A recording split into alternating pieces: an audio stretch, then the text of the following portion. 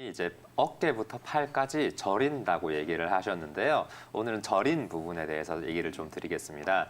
이 저린다, 전기가 살짝 통하는 것 같다. 이런 얘기들은 주로 신경이 눌려서 그 신경 쪽에 염증이 생겼을 때 주로 호소하시는 증상 중에 하나입니다.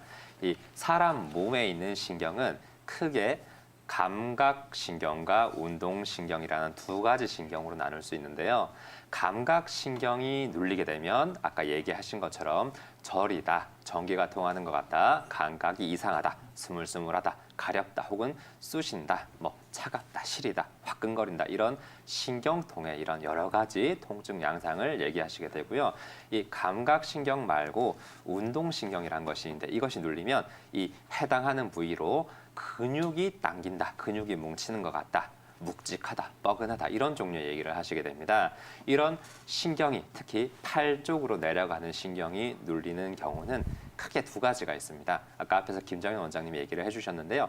목뼈, 뼈 안쪽에 있는 디스크에서 신경이 눌리는 경우가 있고요. 우리가 흔히 병원 갔더니 5번 신경이 눌렸다 하더라, 6번이 눌렸다 하더라 하는 이런 디스크, 뼈 사이에서 디스크랑 신경을 누르는 경우가 있고 거기서는 신경이 잘 통과를 했는데 목 옆에 힘줄, 근육, 그다음에 이 쇄골뼈, 빗장뼈 사이 이런 곳에서 신경이 눌리는 흉곽 출구 증후군이 있을 수 있습니다. 이 두 가지가요. 자세한 건 사실 MRI를 찍어봤을 때 알 수 있는 부분이지만 대략적인 증상의 차이가 있습니다. 먼저 디스크랑 흉곽 출구 증후군에서 첫 번째로 요 악화되는 시기, 증상이 나타나는 시기가 조금 차이가 있습니다.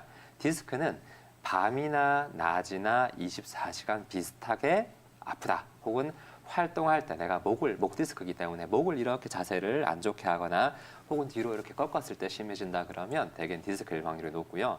또 하나 흉곽 출구 증후군, 말초신경 포착 같은 경우는 주로 잘 때 새벽에 기상 직후에 한 자세로 오래 있거나 누워 있거나 이럴 때 심해지는 경우가 많습니다. 그래서 아까 아버님이 아마 얘기하신 것처럼 누워 있을 때 저녁에 이렇게 심해진다 하시면 아마 말초신경 포착, 흉곽 출구 증후군일 확률이 조금 더 높고요.